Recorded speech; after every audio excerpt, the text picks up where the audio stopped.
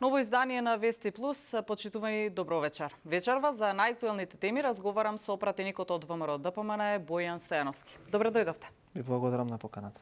Има многу прашања за кои што би побарала одговор од вас, но најпрво околу најактуелните случувања во Гостивар.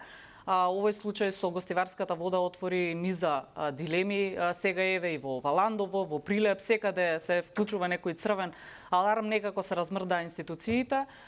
Дали сметате дека е доволна одговорноста која што ја понесуваат еве на некој начин раководството на водовод во Гостивар, или сметате дека е потребно да се понесе политичка одговорност, бидејќи и опозицијата евентуално ви бара? Па јас одговорноста би ја поделил на два дела, тоа е кривична и политичка секако. Кривичната во овој момент, согласно информациите кои што ги имаме, обезбедени се 3 лица кои што веќе им е изречена и мерка за предпазливост. Тоа е директорката како и техничките директори во рамките на предпријатието. Но тоа на кое што го имам како информација и министерот за внатрешни работи кој што го соопшти, не е престаната истрагата, интензивно се доставуваат нови податоци, нови информации до јавното обвинителство кое што е надлежно да истрага од аспект на кривичната одговорност да ја прошири, а политичката одговорност секако треба да постои за оној кој што ги наместил тие директори, кој што ги предложил, оној кој што можеби знаел дека има дополнителни пумпи кои што се вклучени и така натака, така да овој случај треба да заврши со име и со презиме и со одговорност, бидејќи само така се враќа довербата во системот. Сега логично се поставува и прашањето како да бидеме сигурни дека во иднина нема повторно да се случуваат вакви случаи. Знаеме, директорите на овие предпријатија се поставуваат политички од политичките партии или кои се на власт. Дали сметате дека има можност за некакви дополнителни филтри за стручноста на овие лица? Од тој аспект, како можеме да бидеме сигурни дека нема да се повтори, можеме да бидеме сигурни доколку одговорноста има име и презиме. За жал, во нашето владење од 2 години ние бевме сочени со неколку немили случаи, во кои што на крајот или завршија на обвинителна клупа тие кои што се одговорни за да дојдат тие случаи, или ќе завршат како што видовме во овој случај, додека во претходниот период можевме да видиме дека може да се случат грозоморни случаи за кои што до ден денеска или не се започнати судските постапки, или тие што се започнати секако не кулминираа со имење и со презимења. Од аспект на тоа кое што вие го кажавте дека директорите на јавните предпријатии или на сите институции се местат политички, тоа е факт и токму затоа сметам дека е несоодветна изјавата на градоначалникот дека не чувствува одговорност. А исто така сметам дека секој еден кој што е малку упатен во државниот систем знае дека постојат во оваа држава надлежности. Надлежноста за именување на таа директорка исклучиво е во локалната самоуправа и градоначалникот, кој што пак победи или кој што пак има мнозинство во советот, кој што е составен од политички партии. Илузорно е некој да излегува и константно да бара одговорност од владата и покрај тоа која што ја нема. Не сметате дека повисоките ешалони имаат некаква одговорност во овие случаи? Ако имаат одговорност, со оглед дека кажав дека Министерството за внатрешни работи прибавува информации и обвинителството заклучи дека имаат, сите треба да бидат санкционирани.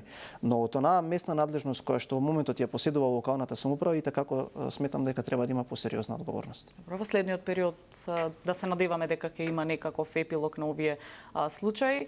Во однос на собраниските теми би сакала малку повеќе фокус да дадеме. Изборниот законник е една тема која што долго време се зборуваше во изминативе месеци, но еве не доби никаков епилог. Има ли надеж дека ќе се постигне консензус? Помина тој рок кој што ни беше грейс период даден од Европската унија, но тоа веројатно не спречува никој да си донесеме измени на изборниот законник. Има ли простор за нешто да се смени? Секогаш има простор. Платформата врз која што ние ги поставивме разговорите, сметам дека е сосема коректна. Јас видов во изминатиот период во јавноста повеќе дека одговорноста била само на власта. Владата беше доволно одговорна и владиното мнозинство да каже дека ќе го прифати сето тоа што опозицијските партии ќе го договорат меѓу себе, бидејќи тие кои што нудеа различни детали во јавности или кои што имаа различни барања. Ние кажавме директно и јасно. Потребно ни е да ги зацртаме реформите 10 од 10, потребни ни се тие средства без разлика дали биле многу или малку на македонските граѓани им се потребни. Седнете, договорете се за сите разлики кои што ги имате во јавноста, за сите нови услови кои што ги поставувате секој пат кога ќе седнеме на масата и ние ќе ви го прифатиме тоа кое што вие ќе го договорите. Ние не можеме место нив да им договараме средба во рамки на собранието. Еве Оливер Спасовски вчера во ова студио рече дека власта е таа која што треба да организира ни такви средби, да ги собере сите партии и да се да се постигне некаков договор. Дали планирате вие да ги повикате, бидејќи еве кажа, они дека немаат таква намера. Дали планирате да во следниот период да ги повикате? Го проследив тоа гостување, над 20 пати беше кажано дека власта има целосната одговорност за се, но таму не беше кажано дека конкретно овој од Гостивар е избран со нивна подршка и тие го прават мнозинството во Советот и тие и во ова јавно предпријатие имаат дел од вршителите на должности, конкретно мислам на СДСМ, кои што можеби допринеле и до ваквата ситуација во Гостивар. Не знам каде би била одговорноста на власта кога еве повторно ќе го повторам нашиот став. Нека седнат СДСМ, ДУИ, Левица, пратениците на Таравари и на село и нека договорат и за заокружувањето, и за поплаките, и за начинот на кој што треба дијаспората да се изјаснува, како и за процентот на финансирање, ние тоа ќе го прифатиме. Одговорноста стои таму да тие треба да имаат иницијатива, да седнат и да договорат, а не да смислуваат алиби за наредните изборни порази. Постојано велат дека вие се брзате на некој начин за да се промени начинот на гласање на дијаспората. Зошто сметате дека токму сега треба да се промени ова? Бидејќи во изминатиот период додека трајат тие преговори во Министерството за правда не ги слушавме некако овие прашања дека се отвараат таму на маса. Па не можевте да ги слушнете затоа што тие кои што одбија да го потпишат така усогласениот законник се согласија на ова. И практично не почнува од сега и ние никаде не брзаме, но велиме тоа да почне да се имплементира првпат на претседателските избори од 2029 година, а до 2028 година на Државната изборна комисија да се договори модалитетот на кој што ќе може дијаспората да се изјаснува. Зошто сакаме дијаспората да се изјаснува и да се промени системот кој што сега е актуелен, бидејќи нашата интенција е тие луѓе да ги вратиме назад и мораме да ја зајакнуваме врската која што тие луѓе ќе имаат со нивната татковина. Ете на преговорите на кои што јас лично учествував, им кажавме дека ако седнат опозицијата и ако се договорат тие за моделот на кој што треба дијаспората се извинувам да се изјаснува, ние тој модел ќе го прифатиме. Ете беа против електронски, понудивме поштенски модел. Ете и против тоа се против. Не мислите дека се отвора пат за изборни нерегуларности, бидејќи тоа им беше главниот проблем? Па не знам како би биле изборни нерегуларности кога на крајот изборите дали се легитимни или не, ги потпишува нивни кадар претседателот на Државна изборна комисија Бојан Маричич. Второ, ако 27 земји членки, во 20 има поштенско гласање, а во неколку барем од 10 мислам дека беа набројима електронско гласање, меѓу кои Соединетите американски држави, што сме ние поразлични од нив. Така да сметам дека овој аргумент не им држи. Еве уште еднаш ќе го искористам овој простор. Нека се на тие нека го договорат моделот, ние ќе го прифатиме тоа што тие ќе го договорат. Без разлика на изборниот законник од Брисел и вие секојдневно споменувате дека добиваме пофалби за реформите кои што се спроведуваат, но секако најважно за државата е дали нешто и се случува во однос на патот кон Европската унија, во однос на преговорите. Дали зад сцената, бидејќи оваа тема веќе долго време се споменува, дали може да кажеме да заклучиме дека се водат некакви преговори, дека владата се обидува да постигне некакви внатрешни гаранции во земјава? Од аспект на реформите не го кажуваме тоа само ние, туку го кажа и господјата Коси, амбасадорот Рохас, а од аспект дали тоа се случува нешто позади завесите, секако дека имаме ние една дипломатска офанзива која што се базира на точките која што јавноста е запознаена подолг период. На насата тоа е дека треба патот да биде предвидлив, треба да влеземе достоинствено, секако не отстапувајќи од нашите црвени линии. И добро е, и задоволни сме бидејќи имаме све повеќе луѓе и све поголема публика и поддршка која што сака тоа да го слуша и нашите аргументи се поприфатени во Европската унија. Какви решенија се бараат? Се бараат решенија со оглед на тоа што знаеме преговарачката рамка што ни налага, што треба да направиме, сите кои што доаѓаат, истото ни го споменуваат, ни го повторуваат дека мораме да ги спроведеме прво уставните измени. Така, тука ќе го поделам одговорот исто така од два агли на гледање на нештата. Прво, се бара решение кое што прво ќе биде национално достоинствено и такво секако постои. Ние кажавме дека премногу отстапки сме направиле во изминатиот период и дека повеќе немаме намера да тргуваме со националниот идентитет, а дека може да покажеме дека сме способни секако имплементирајќи реформи. А второто прашање мораме да се вратиме до оној кој што е автор на овој проблем, а тоа е еден господин кој што е подпредседател на ДУИ со име Бујар Османи, кој што во изминатиот период го следам како комуницира со јавноста и едноставно ми се поставува прашањето каде се сега сите оние космополити, проевропјани во наводници во нашата држава кои што велеа дека тој е еден успешен бриселски дипломат кој што ќе успее да ја внесе државата во Европска унија со онакви капитулантски договори, гледајќи ги неговите редендистички и шовинистички ставови во јавноста, со што времето покажа дека тој во целиот свој мандат играл за друга држава и за нејзините интереси, тоа е Република Албанија, конкретно ставајки некоја јамка во однос на втор протокол на вратот на Република Македонија за да може да ја закочи во проблемот кој што го имаме сега, а изиграва за интересите на другата држава. Така да такви редентистички, шовинистички ставови во јавноста со тотално непочитување на македонскиот национален идентитет не се прифатливи и повторно тука ќе искористам можноста да кажам дека тој човек нема ниту кредибилитет, ниту некаква можност да преговара за мојот, вашиот и идентитетот на македонската заедница во оваа држава. Прво како политичар, а понатаму и како човек кој што ни го создаде овој проблем.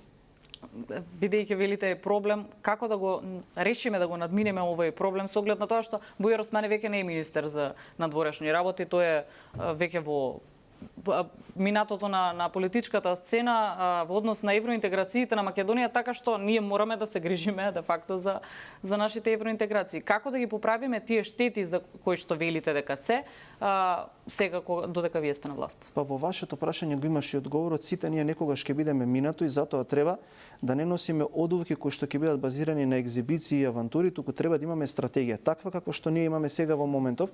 Таквите ставови дека само да ги направиме уставните измени ние ќе го откочиме патот, сметам дека се аматерски, доаѓаат од луѓе кои што покажаа дека не знаат да водат стратегија. Ние нашиот став е јасен и ние сме го кажале, подобро да биде патот мачен, но да не биде срамен. Срамните решенија се секако достапни. Кој нас ни гарантира ако ние утре ги направиме уставните измени дека потоа нема да стигне ново вето?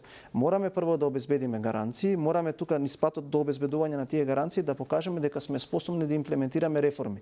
Откако ќе го направиме тоа, потоа ќе треба да седнеме како што тоа го правиме сега со најсериозните сили, со најсериозните држави во Европската унија и да ги убедиме во правилноста на нашите аргументи. Замислете кој би можел да каже дека пред една година, пред некое скоро време на самитот во Тиват ќе седнат Мицкоски Христијан, Емануел Макрон, канцеларот Мерци ќе разговарат можеби за поинаков модел за членување во Европската унија. Така да тоа е она кое што се случува позади завесите, тоа е она кое што е еден нов вајб во Европската унија, на кој што ние стратегиски сакаме преку овој исправен, достоинствен пат да стигнеме до таму каде што ни е местото. Се споменува 30 септември дека е еден важен датум за Македонија и дека можеби ќе се случи некаков исчекор. Дали верувате дека е можно нешто позитивно да се каже за нас тој месец? Секако дека верувам, бидејќи како што кажав, сметам дека барем во претходните 2-3 години светот функционира на малку поинакво ниво, се случуваат некои новитети во геополитиката, се е возможно. Затоа реков, сметајќи дека држави кои што се сосема сериозни, кои што се пилар на Европскиот сојуз, тоа се Германија и Франција заговараат еден ваков модел, сметам дека има опции Република Македонија да стигне на начинот на кој што смета дека е најправилен во европското семејство, без при тоа да имаме национални устапки во нашето достоинство и идентитет. И да ги стигнеме соседите кои што веќе напредуваат во однос на евроинтеграциите. Тоа е наш императив, но ако одиме по реформи и мерки, Македонија е вистинскиот фронтранер. Добро. Ребалансот е една тема која што исто така се одвива во собранието. Веќе завршија комисиските расправи, се усвои на влада. Каде најмногу ќе се крати, а што најмногу ќе добијат граѓаните со оглед на тоа што се работи за еден тежок буџет и на средина на државата секогаш очекуваме да има една распределба реална во однос до крајот на годината на парите? Многу добро прашање. Јас ќе гледам да го одговорам најкратко што можам со неколку поинти. Ке се крати таму каде што е непродуктивно, отприлика 900 милиони денари на стоки и услуги, а се додава во сите министерства каде што треба дополнително да се реализираат капитални проекти, бидејќи не е тајна нашата економска филозофија, со која што имаме 7 квартали поред раст на 3% на бруто домашниот производ, исклучиво се базира на реализација на капитални проекти, така да она кое што ние како ребаланс го направивме, да ги извадиме ставките од тие ставки кои што средствата се извинувам од тие ставки кои што се непродуктивни и да го ставиме фокусот на реализација на капитални проекти со рок, со име, со презиме, со намена и да се обидеме наредните 6 месеци дополнително да го бустираме овој сектор за кој што е еден од главните контрибутори на бруто домашниот производ. Секако обврските со платите, со пензиите, повеќе за студентите, повеќе за земјоделците, многу сериозен фокус на здравството, нешто што сметаме дека во наредните 6 месеци треба да го крене квалитетот на живот на едно повисоко ниво. Од СДСМ неколку дена поред велеа дека ќе има предвремени избори тогаш кога ќе снема пари во буџетот. Дали ВМРО ДПМН се подготвува за предвремени избори? Па велеа дека ќе дојдат имигранти, дека ќе банкротираме, дека ќе се распадне овој пензискиот систем, но ништо тоа не е вистина, за среќа. ние кажавме дека наша првична цел е да го изодиме овој мандат до крај, додека е редовниот период за одржување на избори. Секако на средина на мандат секогаш сме подготвени да излеземе на предвремени избори, но во овој момент како се поставени работите, сметам дека ќе успееме да дојдеме до крајот на овој мандат и дека нема да има предвремени избори, за кои што секако сме подготвени. Има инструменти. Хипотетички да речеме дека ќе има напролет избори, каков епилог би добиле тие избори со оглед на тоа што веќе повеќе од половина мандат сте на власт и веќе може да кажеме дека граѓаните имаат формирано некаква слика за вас? Па по онакое што го имаме по последните мерења на јавното мислење, особено ние го правиме тоа и по општини, од онакое што можев да го видам за мојата општина и за кое што го знам на ниво на република, утре да се одржали или напролет да се одржат предвремени избори, ВМРО ДПМН ќе има уште поубедлива победа него таа што имаше пред 2 години. И повторно би ја донеле одлуката да коалицирате со Влени со Знам? Мислам дека да. Во овој момент сме задоволни. Ние се договараме на една концептуална, принципиелна, програмска основа. Во овој момент сме задоволни од тоа што го добиваме од нашите коалициони партнери, имајќи во предвид што наследивме, а докаде ја донесовме ситуацијата сега, но од она кое што можам да го кажам за нашата политичка партија, мислам дека ВМРО ДПМН ќе има поголем број на партеници за сама да состави влада овој пат. ДУИ беа на власт 20 години. Една интересна, ако може да се нарече интересна случка е тоа што Али Ахмети после долги години во својот кабинет постави македонско знаме, иако 20 години беше на власт и ги уживаше сите бенефиции како политичар и секако како граѓани на оваа држава. Како го коментирате овој негов потек со оглед на тоа што кажа од мала речица дека е сугестија од амбасадорите? Досега никој од премиерите не му сугерираше да постави едно македонско знаме? Па мислам дека е катастрофален. Имаше бројач на пари во канцеларијата, а го немаше знамето од земјата која што над колку и 60 на години да има му обезбедува храна за него и неговото семејство. Тој за мене е еден априори етно-романтичарски Мики Маус политичар, кој што освен тоа кој што го продуцира како ефтин национализам, додека купува трговски центри, возат Бентли, градат замоци во Зајас, за кој што не обезбеди да има една фекална канализација за граѓаните и ништо сериозно не треба да се разбере. Знаете како го протолкува граѓаните дека се подготвува повторно да се врати на власт? Па он може да се подготвува колку сака, се додека ВМРО ДПМН ја води вака политиката со поддршка на граѓаните и се додека таа партија не се реформира, тој господин може само да седи во Зајас, заедно со неколку мината поддржувачи, да имат ваков етнонационализам, ефтин национализам кој што ќе го продуцираат по медиумите и тука ќе застане се. Имаат 20 години можност да покажат. Најголемото иселување на албанскиот етникум за жал се случи во тие години додека тој беше на власт. Директен пример како некој може да влезе во политиката како Гоутара да стане сериозен милионер и не сметам дека нешто лошо донел прво за албанскиот етникум, за кој што им го кажаа тоа на последните локални парламентарни избори, а понатаму и за Република Македонија. Сметам дека тој господин е за среќа минато во македонската политичка сцена. Добро. За неколку дена собранието заминува на одмор. Ка се вратите, претпоставувам, некаде на крајот на август. Дали тогаш ќе се гласа законот за правична застапеност кој што заглави во собрание, односно заврши расправата и остана само гласањето за кое што е потребен и малбанен тер и законите за образование кои што денеска се дискутира? Тој закон ќе се изгласа. Кој? За правична застапеност. Најверојатно после годишните одмори ќе се создадат услови, тоа деловникот го дозволува. Замислете, се носи закон кој што треба да го детерминира и унапреди квалитетот на животот на сите граѓани кои што живеат во оваа држава и го критикуваат истите оние кои што 20 години донеле само еден правилник преку кој што немаше граѓанин во држава кој што не го злоупотреби за жал. И сега тие кога имале 20 години да донесат закон кој што ги гарантира повторно, ќе кажам, слободата и правата на сите граѓани од сите етникуми во државата, тоа не го направиле, а сега да ги слушнете нивните говори, апсолутно никој аргумент од тоа што се продуцира во јавноста не е вистинит. Така да тоа тие го гледаат како начин да покажат дека се пркосни, дека не го прават тоа кое што во моментов владата го нуди пред пратениците. Ние неколку пати сме докажале во минатото прво дека сме имале двотретинско мнозинство кога е потребно, некогаш па и ДУИ гласале за некои законски решенија, а овој пат сметам дека кога ќе завршат летните одмори ќе покажеме дека го поседуваме и малиот владен тер во рамките на собранието. Сега со новиот партнер партијата на турците колку имате? 79? Да. 59 официјално коалицијата на ВМРО ДПМН и неколку 79 официјално пратеници брои нашата пратеничка група на мнозинството. Ете, утре ќе имаме собраниска седница во која што претседателот на таа политичка партија ќе биде предложен како дел од владата, така да ние ги зајакнуваме врските со сите малцинства во нашата држава, бидејќи пред се ги почитуваме како луѓе. Знаете како оние 1200 проекти не се само за еден етникум, тоа се за сите етникум и решаваме проблеми кои што со децении биле останати и ние тоа така го гледаме. Тоа е нашиот концепт за ова општество за да успее, ако сакаме, ако сме реални, ако сме искрени. Ако сакаме да правиме етноромантизам кој што ќе се граничи со работи кои што се трагикомични, тогаш ќе се однесуваме исто како до и нејзините партнери. Истече нашето време, ви благодарам за гостувањето. Ви благодарам за поканата. А вам, почитувани, ви благодарам за вниманието со кое што не следевте. Секако останете со Канал 5. Пријатно.